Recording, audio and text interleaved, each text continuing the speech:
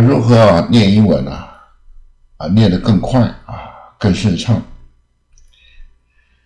其实念英文的时候念外国文章的时候其实不必念得很快重点是发音准清楚表达就可以当然很多时候我就想念快念得快比较厉害别人比较佩服也可以如果非要念得很快就要有方法而不是一味的快要有方法不然就是乱念一通具体的方法就是轻重音跟滑音简单讲就是意思比较重要的单字念得重一点大声一点时间久一点其他不是重要单字当它有分次重要或非常不重要但是就不是重点字的意思就是看情况念得轻一点快一点有些介系词你就是念得很快很轻没有关系有些字好像有点意思就稍微就慢一点就好轻一点就好要看情况要经验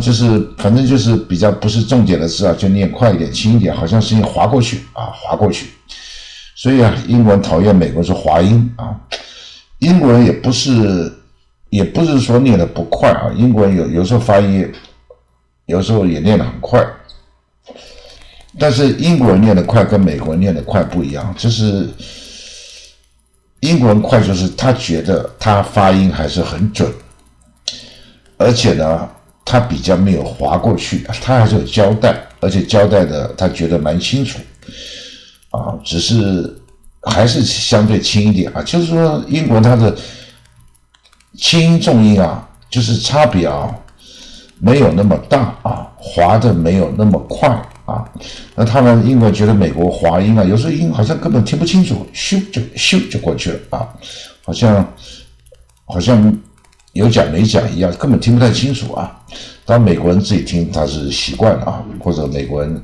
听美国人讲自己人听自己就听你的意思我们中国人讲话嘛有时候就听几个重点字所以这个英国跟美国人不一样所以英国人也看不起美国人的发音咬字也看不起他们的滑音太快当然美国人觉得你老古板你觉得你怎么咬文嚼字字正腔圆太矫情见人就矫情这不一样当然这种情况有点像这个北京中国这个北方口音跟台湾口音不一样都是讲普通话台湾就觉得你怎么讲话儿化音儿的音这个字正腔圆就是太矫情了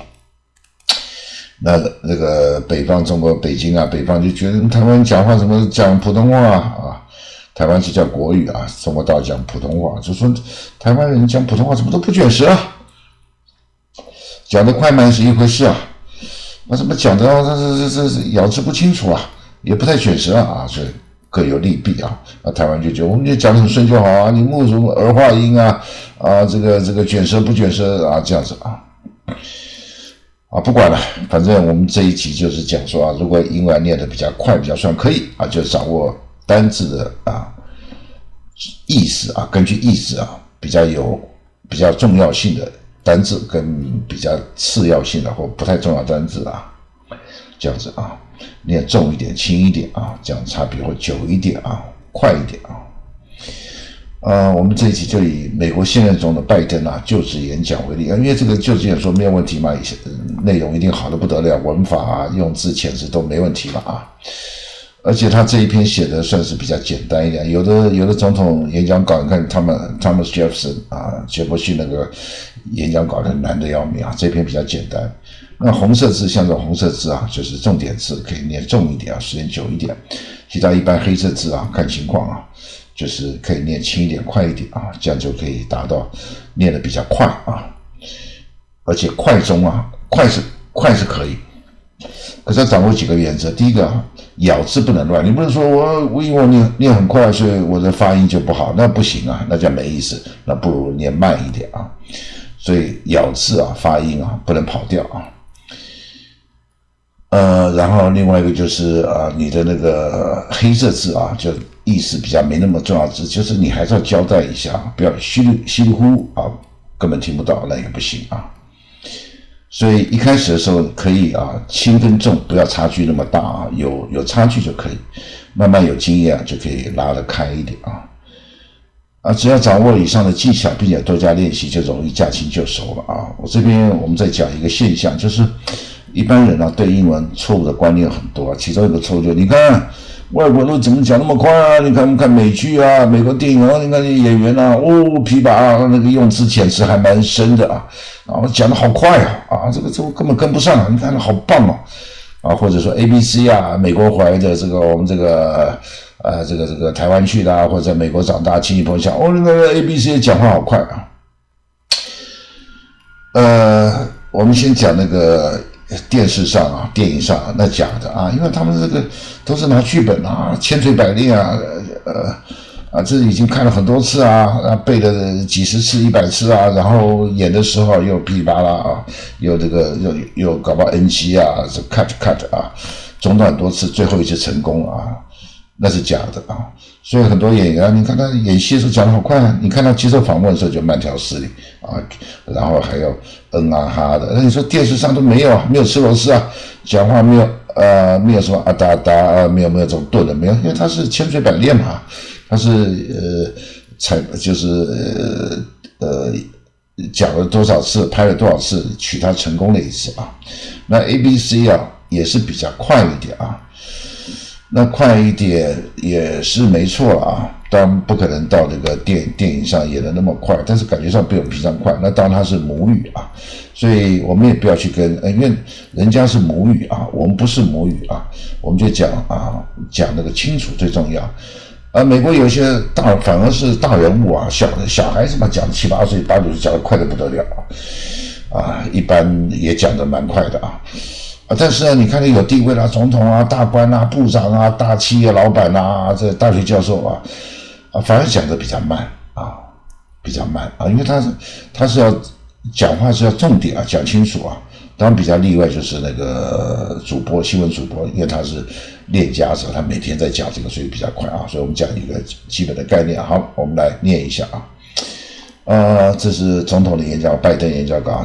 第一段不要，就是各位来宾各位甲乙丙丁这个没意思，不要念，我们就从这边开始就掌握原则，红色字念慢一点重一点它是比较有意思的所以然后黑色字比较次要的可以念快一点所以我这边举个例我是把红色黑色就是我这边不解释意思因为重点是讲发音这边还好这一篇也不是很难，你就自己去看因为我在我的一个那个20个频道里面有这个我希望大家能够觉得我对你有帮助就是多订，我有20个频道，麻烦尽量多订可以的话就小额赞助一下好，我们再念一下那你就以后碰到英文的时候依照这个原则可以下去可以分轻重音开始念 This is America's Day.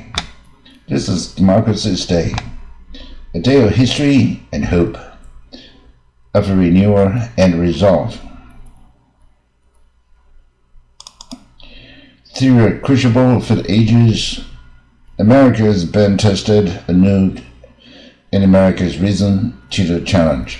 这边为什么有一个蓝色字？就是两个连在一起，可是它是不能一起连，要分开，等于是有个逗点这个意思。Today we celebrate the triumph not of a candidate, but of the cause of democracy. The will of the people has been heard, and the will of the people has been heeded. We have learned again that democracy is precious. Democracy is fragile. 这个字可以念 fragile， 美国念 fragile 英国常念 fragile 都可以。At that hour, my friends, democracy has prevailed. So now, on this hallowed ground, where just days ago violence sought to shake the capital's very foundation, we come together as one nation under God indivisible to carry out the peaceful transfer of power as we have for more than 2 centuries. We'll look ahead in our uniquely American way, restless, bold, optimistic, and set our sights on a nation we know we can be and we must be. I thank my predecessors, both parties, for their presence here. I thank them from the bottom of my heart. You know the resilience of our Constitution and the strength of our nation. It does President Carter, who I spoke to last night, but who cannot be with us today, but whom we salute for his lifetime of service. I've just taken the sacred oath. Each of these patriots took an oath first sworn by George Washington. But American history depends not on any one of us, not on some of us, but on all of us.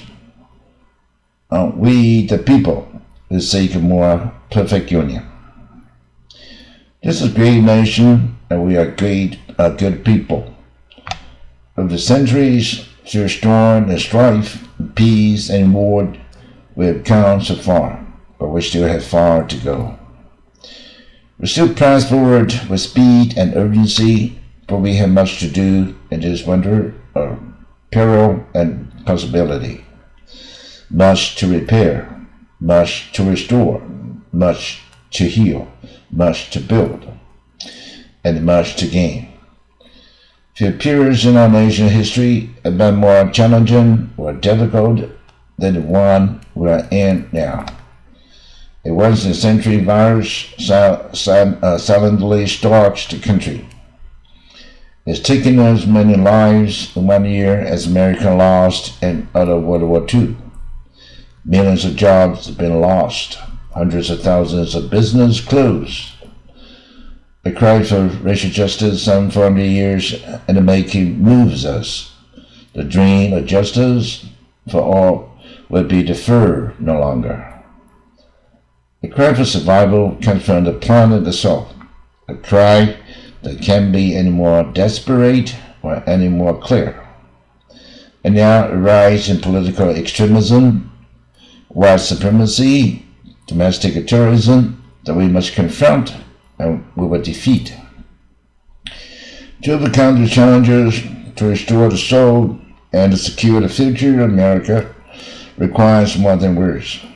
It requires the most elusive of things in a democracy: unity. Unity.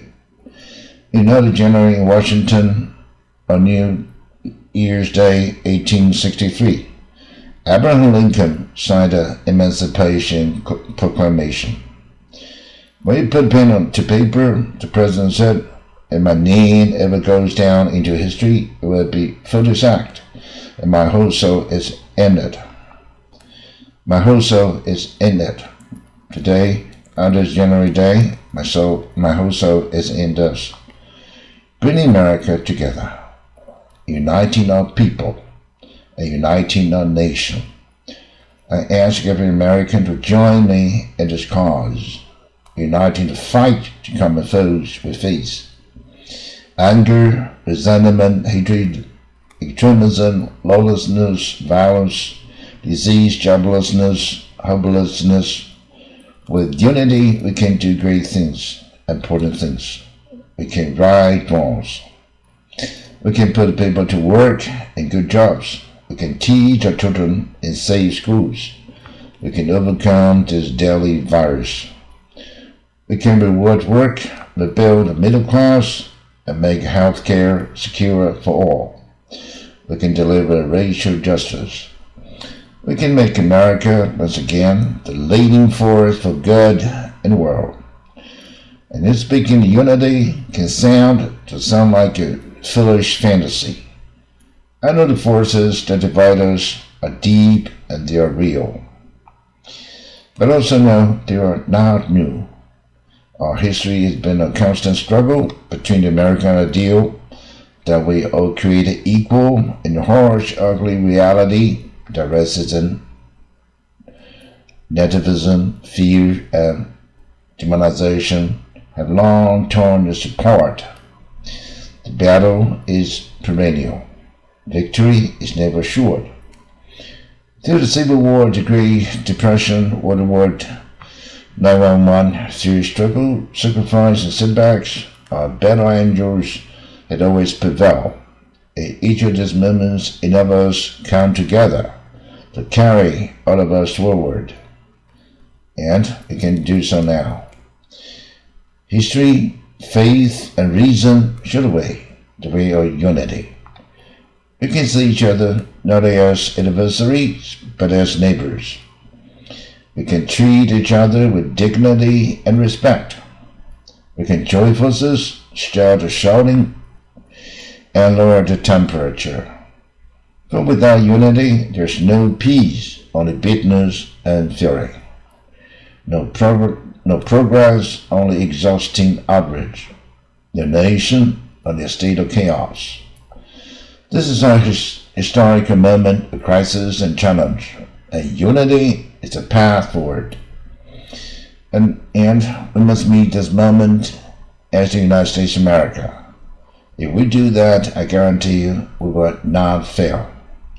We will never, ever, ever fail in America when we have act together. And so today, at this time and in this place, let us start afresh. All of us, let us listen to one another, hear one another, see one another, show respect to one another. Politics need not be a raging fire, destroying everything in its path. Every disagreement doesn't have to be a cause for total war. And we must reject a culture in which facts themselves are manipulated and even manufactured. My fellow Americans, we have to be different than this. America is to be better than this. And I believe America is better than this. Just look around. Here we stand in the shadow of a Capitol dome that was completed amid a civil war when the Union itself hung in banners. Yet we endured and we prevailed.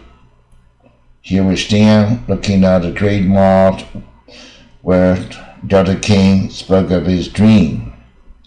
Here we stand where 108 years ago, another inaugural, thousands of protesters trying to block and brave women from marching for the right to vote.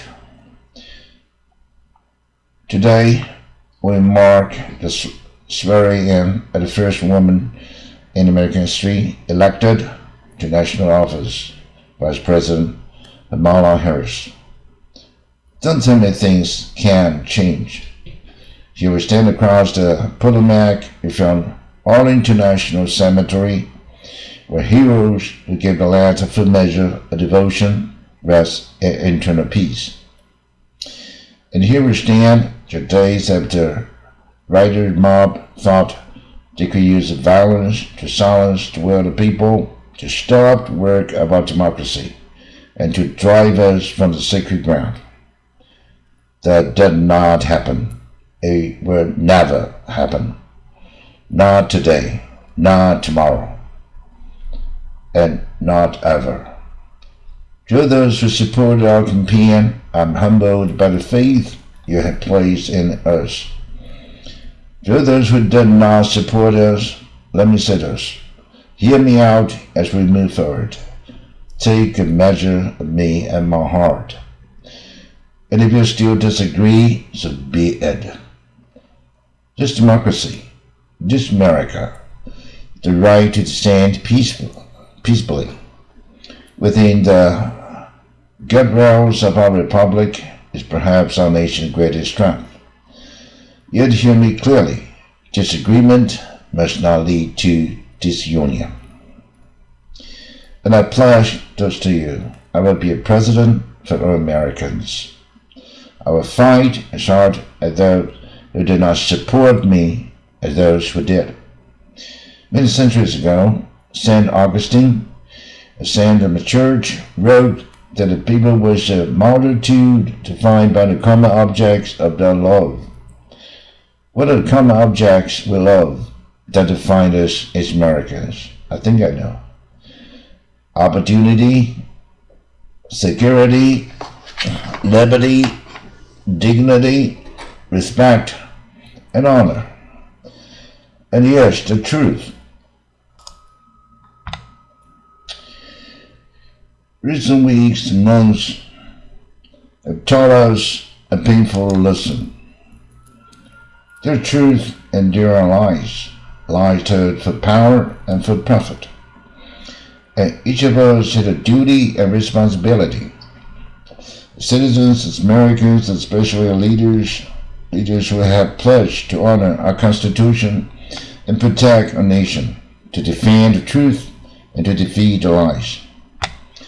I understand that many Americans view the future with some fear and trepidation. I understand they worry about their jobs, about taking care of their families, about what comes next again.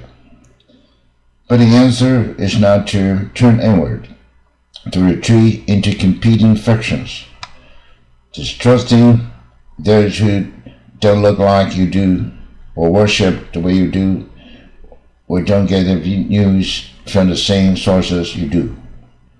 We must end this uncivil war that pits red against blue, rural versus urban, conservative versus liberal. We can do this if we open ourselves instead of hardening our hearts. We show a little tolerance and humility. If we're willing to stand in the other person's shoes just for a moment, because here is the thing about life. There is no accounting for what fate will deal you. There are some days when we need a hand. There are other days when we are called on to lend one. This is how we must be with one another. And if we are this way, our country will be stronger, more prosperous, more ready for the future. My fellow Americans, in the work ahead of us, we will need each other. We will need our strength to persevere through this dark winter. We're entering what may well be the toughest and deadliest period of the virus. We must set aside the politics and finally face this pandemic as one nation. I promise you this, as the Bible says, weeping may endure through night, but joy comes in the morning. We'll get through this together. The world is watching today. So here's my message to those beyond our borders. America has been tested, and we come out stronger for it. We'll repair our alliances and engage with the world once again. Not to meet yesterday's challenges, but today's and tomorrow's.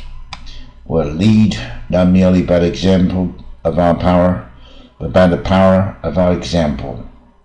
We'll be a strong and trusted partner for peace, progress, and security.